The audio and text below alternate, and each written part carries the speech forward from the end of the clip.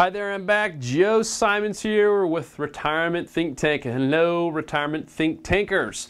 All right, we got a good one here that we came across. Someone sent this to us, and it's a concern. A lot of people are leaving jobs. It's natural these days, it seems like, to get a job every other year or two. No one seems to stay with their jobs 20, 30, 40 years like our parents and grandparents did. But this interesting article is a little bit even more alarming because it was a study by Fidelity, and it said 35% of those people who are leaving their jobs, 35% are cashing out their 401ks. Come on, people, you're killing me here. You're killing yourself. You're killing your parents. 35% of people are doing that. And what that means is, first of all, you're going to pay taxes. And a lot of these are younger people. These are not people who are retiring.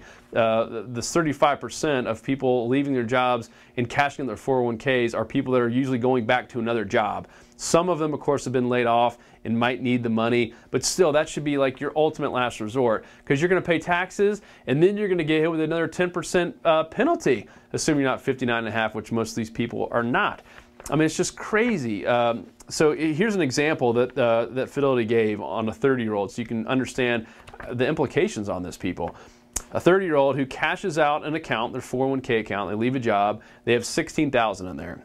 They would owe $3,200 in taxes right off the bat. They got to cut that check, plus $1,600 in penalties. So they're going to get penalized another $1,600. That might sound like much in the big scheme of things, but that's on a $16,000 account. It's not that much money. That means you only take home $11,200.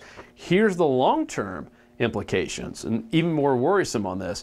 If he takes that money out, if he or she takes that money out of his or her retirement savings, assuming that same scenario, their future retirement income would drop by an estimated $470 a month for the rest of their life. And that was assuming a real return of 4.7%. 4.7%, and assuming he retires at age 67 and lives all the way to 93. And by the way, this is on Market Watch and one of our favorite authors, editors, Andrea Coombs. So we love her and want to give her full credit for posting all this stuff, this great Fidelity study.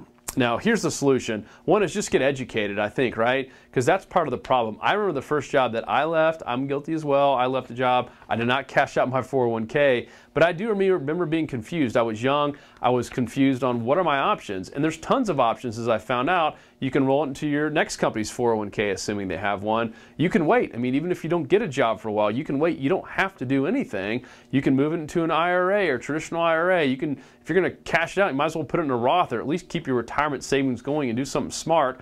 Don't cash it out and buy a boat or a car like a lot of these young people tend to be doing with this money. So a lot of it's just educating yourself and making sure that, you know, even though you're probably advancing your career and getting a better job, you got to think a little bit long term. Don't just cash that thing out and think that you're going to have retirement money down the road, because as we're finding, this is a huge, huge problem in America. So hope that helps, and we'll have a whole lot more soon.